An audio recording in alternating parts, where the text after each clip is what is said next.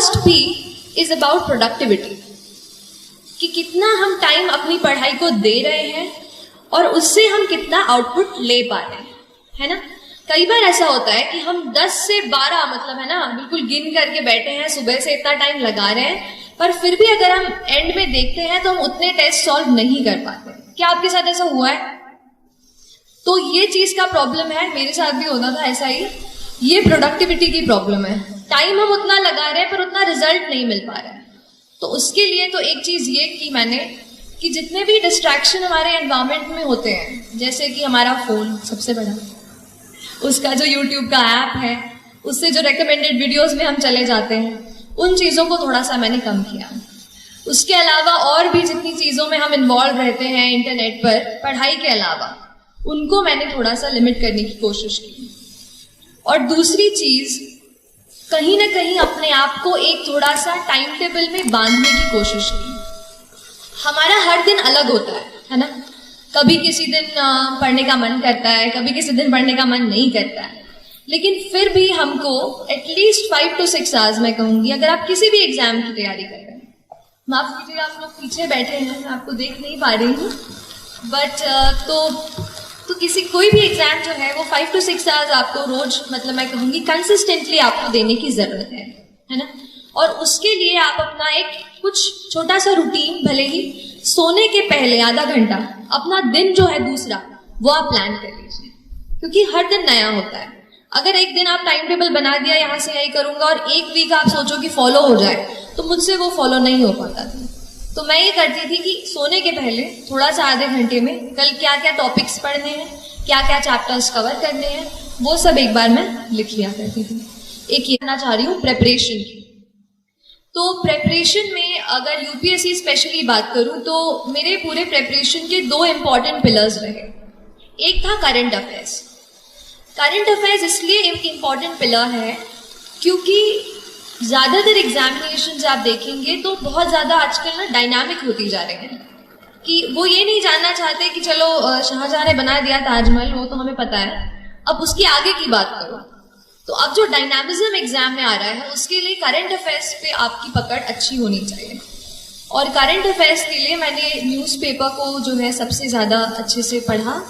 पहले Indian express मतलब पहले तो द हिंदू पढ़ती थी, फिर जब इंटरव्यू मेरा पास आया तो फिर मैंने द इंडियन एक्सप्रेस भी शुरू किया पढ़ना।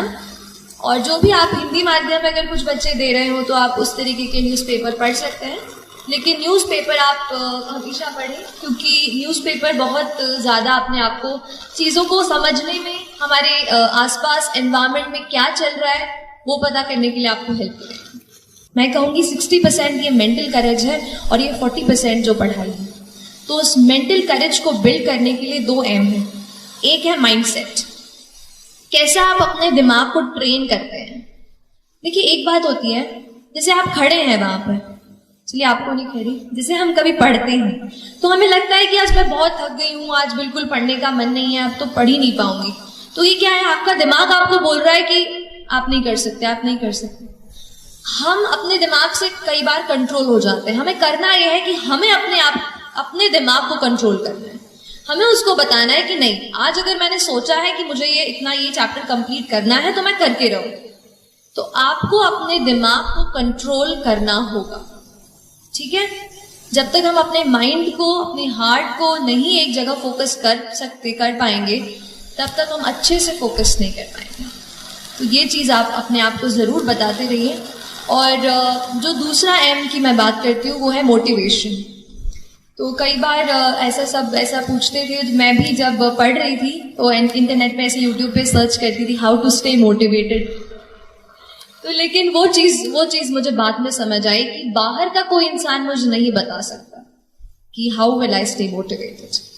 तो फिर थोड़ा अंदर मुझे झांकना पड़ा और तब मुझे समझ आया कि मैं कैसे मोटिवेट हूँ। तो फिर जब आपको मन करे ना कि आज तो हो गया, आज बहुत पढ़ाई कर ली, तब अपने आप से पूछो कि ऐसा क्या है जिसने मुझे पुश किया कि मैं ये करियर चुनूं।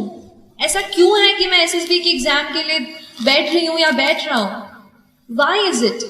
अगर आपका वाई तगड़ा है ना तो आप पूरी जर्नी से अच्छे से निकल जाओगे। इसलिए अपने वाई को, why do you want to join the civil service, why do you want to clear this exam? That is very very important. So don't start कि अगर करूंगा तो अच्छा वो मिल जाएगा, प्रेस्टीज मिल जाएगी. अगर आप प्रेस्टीज को सोचकर अगर आप सिविल सर्विस का एग्जाम देने जा रहे हैं तो माय डियर फ्रेंड्स ज्यादा दिनों तक वो आपको मोटिवेट नहीं रख पाएगा. मोटिवेशन आपको कहीं ऐसी जगह से आना चाहिए कि अगर आप कहीं जा रहे हो, किसी बच्चे को देखते हो, किसी दुकान पर काम करते हो, तो क्या आप ये सोचते हैं कि वो बच्चा वहां पे नहीं होना चाहिए, वो बच्चा अभी स्कूल में होना चाहिए. क्या हम कुछ कर सकते हैं अपनी पढ़ाई से? क्या हम किसी ऐसे पोजीशन पे पहुंच सकते हैं कि उस बच्चे को वहां से निकाल कर स्कूल में भर्ती करा दें? तो ये चीज आपको मोटिवेट करनी चाहिए. जिस दिन आप सोसाइटी से जुड़ने लगेंगे और समझने लगेंगे कि कुछ और लोग हैं जो अनफॉर्चुनेट हैं, हम बहुत लकी हैं और हम उनकी मदद कैसे करें, तो फिर बहुत जर्नी जो है ना आसान हो जाती है. तो एक ये चीज़ मोटिवेशन की थी कि आप खुद अपने आप को मोटिवेट करिए. मैं लकी रही कि मैं मम्मी पापा के साथ रहकर, घर में रहकर पढ़ाई की मैंने. तो जब भी कभी बोर होती थी मम्मी से बातचीत कर लेती थी किसी टॉपिक के बारे में. आप भी अपने मम्मा से, पापा से या डियर फ्रेंड, आपके भाई बहन जो भी हों, उनसे इस बात का डिस्कशन करें. और इसके अलावा डी स्ट्रेस भी हूँ. और एक और बात मैम से बात करते हुए मुझे याद आई कि मुझे ज़रूर आपसे शेयर करनी चाहिए. वो है हमारा न्यूट्रिशन और हमारा पूरा जो न्यूट्रिशन हम लेते हैं. देखिए हमारा दिमाग, आपने पढ़ा होगा ना साइंस में, कितना % वाटर होता है? Our brain is what %? How much % is it water? 70%. Yes. So close to 70% of our brain is just water. और अगर हम वाटर ही, पानी ही नहीं पियोगे तो कैसे पढ़ाई होगी? इसलिए हमेशा आपको हाइड्रेटेड रहना है. पढ़ाई के वक्त जूस, अच्छा चाय कॉफी नहीं, जूस एंड अच्छा पानी, या तो जूस नहीं हो तो पानी. प्लीज हाइड्रेटेड रखिए अपने आप को, अपने टेबल पे हमेशा ये चीज रखिए. और दूसरी चीज है न्यूट्रिशियस फूड.